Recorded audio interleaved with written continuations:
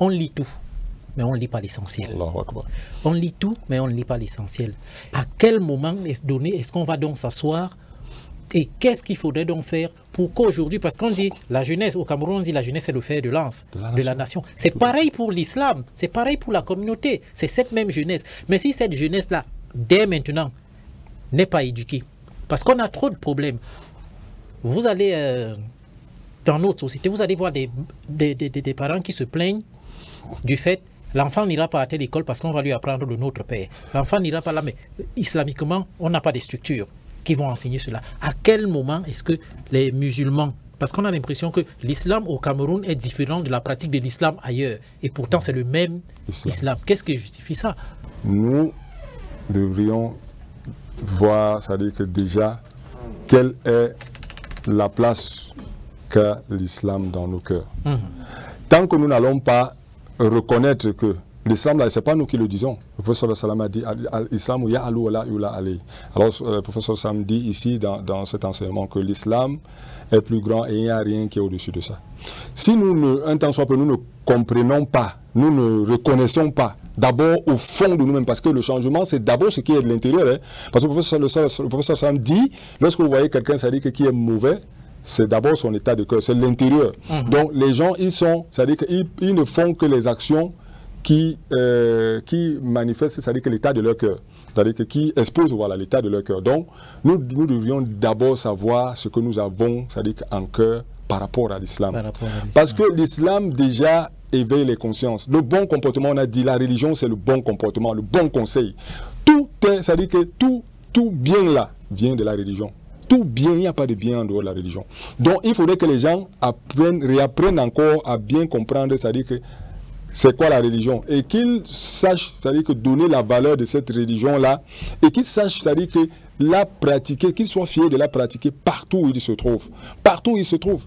Parce que tout le monde ne peut pas être religieux, mais si les religieux sont suffisamment sérieux, suffisamment, c'est-à-dire que on font preuve de bonne foi, la société ne peut qu'être bien. Prenons l'exemple du prophète Mohammed sallam. En son temps, au temps des compagnons et tout, les gens avaient, c'est-à-dire que l'amour pour la religion. Et cet amour-là se manifestait à tous les niveaux dans leur comportement. Et c'est ce qui a, au fil des temps, transformé la société. Et la société d'abord arabe, là où était issu le prophète, et d'autres sociétés dans le monde. C'est-à-dire que où les gens ont aussi pris cette chose-là avec autant de valeur que les premiers. Donc, nous devons voir dans notre contexte. Parce que quand nous regardons même, c'est-à-dire qu'en Afrique, comme vous le disiez tout à l'heure, et j'ai apprécié, c'est-à-dire que ce regard-là, c'est que dans le monde, on voit les gens pratiquer l'islam, mais chez nous, même peut-être dans notre contexte africain, on a l'impression qu'au Cameroun, là, c'est autre chose. Et parfois, on a vu souvent certains internautes interroger à savoir, mais les musulmans du Cameroun, là, comment ils sont? Et parfois, c'est des non-musulmans. Et nous, ça nous fait honte. Ça nous fait honte, franchement, parce qu'ils se rendent bien compte que eux, ils ne sont pas toujours là pour lire les versets.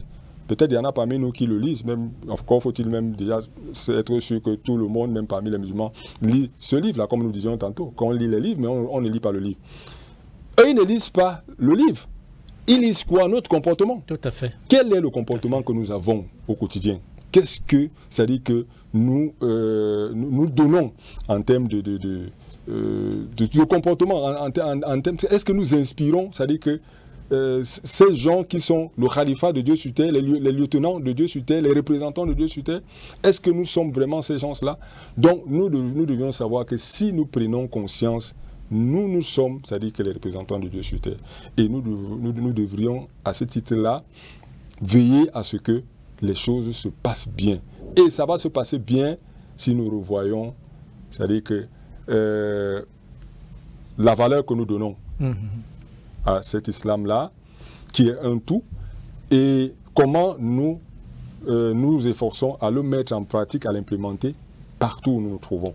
Entre les musulmans et avec les non-musulmans. Que ça soit toujours, que cela puisse être le bon comportement. Parce qu'avec le bon comportement même, on attire facilement les gens. C'est-à-dire que dans cette religion, dans cette noble religion, qui est un bien. Parce que les gens cherchent les biens, les biens mais le premier bien, c'est ça, c'est la religion. Le premier bien, c'est la religion. Parce que ça t'indique à la fois la bonne direction des affaires dans ce monde et ça te prépare, ça t'aménage un espace agréable et paisible après la mort. Après la mort. Que Dieu nous facilite. Amen.